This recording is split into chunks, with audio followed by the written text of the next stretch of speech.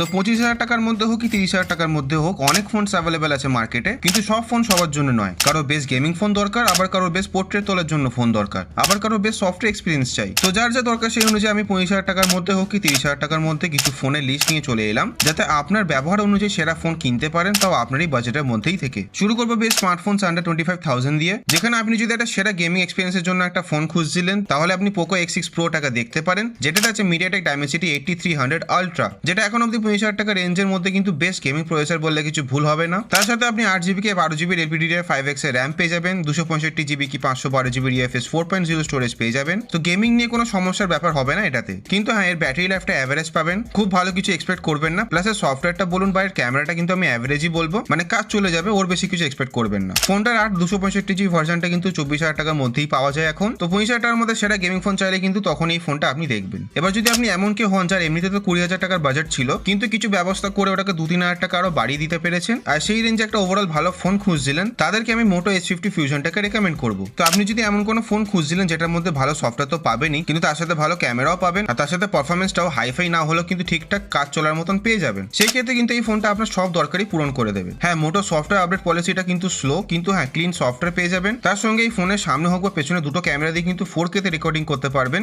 যেটা এই রেঞ্জ বা এর ওপরে গেলেও কিন্তু প্রায় দেখাই যায় না। এই ফোনটার 128GB ভার্সনটা কিন্তু 23,000 টাকার আশেপাশেই পাওয়া যায়। তো সেরা সফটওয়্যার ক্যামেরা চাইলে টাইট বাজেটের মধ্যেই তখন এই ফোনটা আপনি দেখতে পারেন। তো আপনি যদি ব্র্যান্ডেড ফোনই ব্যবহার করতে চান, সেই ক্ষেত্রে কিন্তু OnePlus Nord CE4টা কিন্তু বেশ ভালো ফোন হবে, খারাপ ফোন হবে না একদমই, যেটাতে পারফরমেন্স বেস্ট না হলেও কিন্তু বেস্টের কাছাকাছি পেয়ে যাবেন, আর ক্যামেরা সফটওয়্যারটা কিন্তু একদম ভালো না হলেও ঠিকঠাক পেয়ে যাবেন, তাহলে কিন্তু আপনি ফোনটা দেখতে পারেন। হ্যাঁ অরিজিনাল OnePlus এর অক্সিজেনের মতন কিন্তু সফটওয়্যারের টাচ আর পাবেন না, আর কোনো OnePlus ফোনই কিন্তু অ্যাজ ক্যামেরা অত ভালো হয় না, ওর ফ্ল্যাগশিপ সিরিজগুলো ছাড়া। ফটো যদিও ভালো উঠে যাবে, ভিডিও রেকর্ডিং করার সময় কিন্তু অত ভালো এক্সপিরিয়েন্স আপনার হবে না, স্পেশালি ফ্রন্ট ক্যামেরাটা দিয়ে। কিন্তু 25,000 টাকার মধ্যে কিন্তু ফোনটা মোটামুটি একটা ভালোই ফোন, আর ফোনটার 128GB দামটা কিন্তু 25,000 টাকার আশেপাশেই পেয়ে যাবেন। এবার আপনি যদি পোর্ট্রেট ফটো ভালো তুলতে চান বা ভালো জুম করে ফটো নিতে চান ভালো কোয়ালিটিতে, তাহলে কিন্তু আপনি Realme 12 Proটাকে দেখতে পারেন, আর বাজেট অনুযায়ী কিন্তু এটা একদমই খারাপ ফোন হবে না। এটা একটা 32 মেগাপিক্সেলের টেলিফটো লেন্স পেয়ে যাবেন, যেটা কিন্তু এই রেঞ্জে কোনো ফোনই আপনি প্রায় পাবেনই না, যেটা দারুণ জুম তো করতেই পারবে, কিন্তু তার সাথে ভালো পোর্ট্রেট ফটো তুলে দিতে পারবে, কোনো কোয়ালিটি না কমি। তবে হ্যাঁ পারফরমেন্স বা সফটওয়্যারটা কিন্তু ঠিকঠাকই বলবে, অ্যাট বেস্ট, ওর বেশি কিছু এক্সপেক্ট করবেন না। কিন্তু ভালো পোর্ট্রেট তোলার জন্য একটা ফোন যদি খুঁজছিলেন, তাহলে এই ফোনটাকে আপনি দেখতে পারেন। ফোনটার 128GBটার দাম কিন্তু এখন 23,000 টাকার আশেপাশেই পাওয়া যায়। তো সেই ক্ষেত্রে এটা কিন্তু একটা ভালো পোর্ট্রেট বা জুম করে ফটো তোলার জন্য ফোন হবে। কিন্তু আপনি যদি একটা ওভারঅল স্মুথ সফটওয়্যার এক্সপিরিয়েন্স ভালো বা ওভারঅল একটা ভালো ফোন চাই এই বাজেটের মধ্যে কিছু নতুনত্বের সাথে, তাহলে কিন্তু আপনাকে Nothing Phone 2 এটাকে রেকমেন্ড করবো। এতে সফটওয়্যার সবার থেকে তো বেস্ট পাবেনই, কিন্তু তার সাথে পারফরমেন্স হোক বা ক্যামেরাতে কিন্তু এমন কিছু পিছিয়ে নেই। হ্যাঁ ফোনের বক্সে আপনি চার্জার পাবেন না বা নতুন ব্র্যান্ড বলে অনেক ডাউট থাকতেই পারে, কিন্তু ওভারঅল 25,000 টাকার বাজেটে যদি আপনি সেরা ফোন চাই যে ওভারঅল সবকিছু আপনার করিয়ে দেবে, সেই ক্ষেত্রে কিন্তু এই ফোনটা আমি আপনাকে রেকমেন্ড করবো। ফোনটার 128GBটার দাম কিন্তু 24,000 টাকার আশেপাশে হয়ে থাকে, কিন্তু এর সাথে কিন্তু একটা 35 ওয়াটের একটা চার্জারও কিনতে হতে পারে যদি বাড়িতে আপনার না থাকে। আর হ্যাঁ এই ফোনটারই মতন যদি আপনি সবকিছু চান, কিন্তু পারফরমেন্স আর ক্যামেরাটা যদি আরেকটু বেটার চান, তখনই কিন্তু আপনি Nothing 2A প্লাসটাকে দেখবেন। যদি ওটা 265GBটাই কিন্তু ওর বেস্ট স্টোরেজ, আর ওটার দাম কিন্তু 8,000 টাকার আশেপাশে পেয়ে যাবেন কোনো চার্জার ছাড়া। এবার 30,000 টাকার আশেপাশে যদি আপনার বাজেট টানতে পারেন, সেই ক্ষেত্রে কিন্তু দারুণ দারুণ ফোন আছে, যেখানে বেস্ট গেমিং ফোন চাইলে কিন্তু আপনাকে পোকোর কাছে যেতে হবে, পোকো F6 এর জন্য।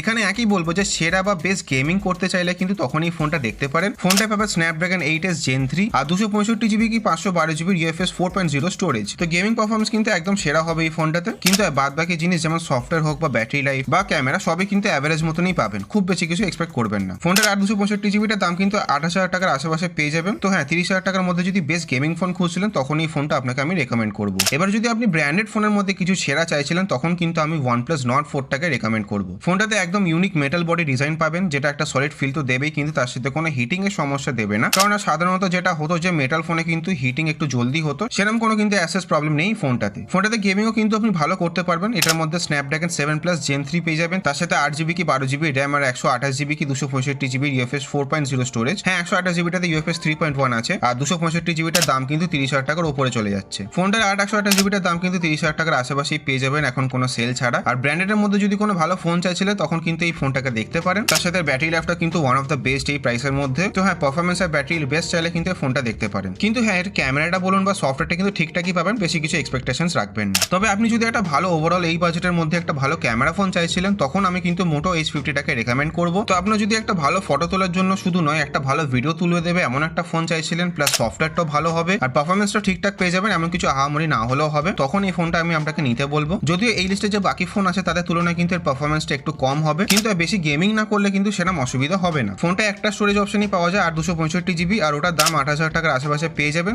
যদি ওটাতে কিন্তু LPDDR 4X এর র্যাম পাবেন আর UFS 2.2 স্টোরেজ পাবেন। এবার আপনার যদি বেশ পোর্ট্রেট ফটো বা জুম করে ফটো নেওয়ার ইচ্ছে থাকে, সেই ক্ষেত্রে কিন্তু মোটো H50 Proটাকে রেকমেন্ড করবো। ফোনটা যদিও 30,000 টাকার ওপরই পাওয়া যায়, কিন্তু যে কোনো সেলে কিন্তু ওটা 30,000 টাকা নিচেই চলে আসে আরামসে। ফোনটার ক্যামেরা হোক বা সফটওয়্যার হোক বা পারফরমেন্স সবকিছু মোটামুটি ভালোই পেয়ে যাবেন এই প্রাইস অনুযায়ী। যদি একটা জিনিস বলবো যে সফটওয়্যার অপটিমাইজেশনে কিন্তু একটু সমস্যা থেকে যেতে পারে ফোনটার মধ্যে। যেমন ধরুন ফোনটা যদি একটু হিট করে আর সেই সময় যদি আপনি ভিডিও রেকর্ডিং করে, তাহলে ফ্রেম স্কিপ করে করে কিন্তু ভিডিও রেকর্ডিংটা হবে, তো সেটাতে আপনার এক্সপিরিয়েন্সটা একটু খারাপ হয়ে যেতে পারে, বা অনেক সময় ক্যামেরা অ্যাপটাই আপনি প্রপারলি ইউজ করতে পারবেন না। কিন্তু তাও যদি একটা ডিসেন্ট ফোন চাইছিলেন, একটা ভালো পোর্ট্রেট ফটো তুলে দেবে এমন একটা ফোন, প্লাস সফটওয়্যারটাও ভালো হবে এই রেঞ্জে, সেই ক্ষেত্রে কিন্তু এই ফোনটা রেকমেন্ড করবো। ফোনটার বেস্ট স্টোরেজ যেটা হচ্ছে 8/265 GB, যেটা 32,000 টাকার আশেপাশে পাওয়া যায় নর্মালি, কিন্তু যেটা বললাম যে সেলে কিন্তু 30,000 টাকার মধ্যেই পেয়ে যাবেন, আর সেটা পোর্ট্রেট ফটোগ্রাফির জন্য এই ফোনটাকে রেকমেন্ড করবো এই রেঞ্জে। আর আপনি যদি ওভারঅল একটা ভালো ফোন চাইছিলেন 30,000 টাকার মধ্যেই, তাহলে Realme GT60টাকে আপনাকে রেকমেন্ড করবো। ফোনটাতে আপনি মোটামুটি সবই ভালোই পেয়ে যাবেন, যেমন পারফরমেন্সটা হচ্ছে একদম বেস্ট না হলে কিন্তু দারুণ পারফরমেন্সের মধ্যে পেয়ে যাবেন। তো গেমিং পারফরমেন্স নিয়ে অ্যাসেজ কোনো সমস্যা হবে না আপনার, কারণ এটার মধ্যে একটা Snapdragon 7+ Gen 3 প্রসেসর পেয়ে যাবেন। তার সাথে 8GB কি 12GB LPDDR 4X এর র্যাম, আর 128GBটা বাদে 265GB আর 512GBটাতে UFS 4.0 স্টোরেজ পেয়ে যাবেন। তো পারফরমেন্সে সেরকম কোনো কমতি নেই, প্লাস ব্যাটারি লাইফটাও কিন্তু বেশ ভালোই পেয়ে যাবেন এই বাজেট অনুযায়ী। যদিও সফটওয়্যারটা আমি ঠিকঠাকই বলবো অ্যাট বেস্ট, ওর বেশি কিছু এক্সপেকটেশনস রাখবেন না, কিন্তু ফোনটাতে কিন্তু সারপ্রাইজিংলি একটা ভালো ক্যামেরা সেটআপও পেয়ে যাবেন আপনি। তো ওভারঅল যদি একটা ব্যালেন্স ফোন চাইছিলেন এই বাজেটের মধ্যেই, তখনই কিন্তু ফোনটা আমি আপনাকে রেকমেন্ড করবো। ফোনটার 8/265 GB ভার্সনটা কিন্তু 30,000 টাকার মধ্যেই খুব সহজেই পেয়ে যাবেন যে কোনো সেলের মধ্যেই, তো ওটাই আমি রেকমেন্ড করবো। তো আপাতত এই ছিল 25 থেকে 30,000 টাকার মধ্যে কিছু সেরা ফোনের লিস্ট, আর এখানে আছে 15 থেকে 30,000 টাকার মধ্যে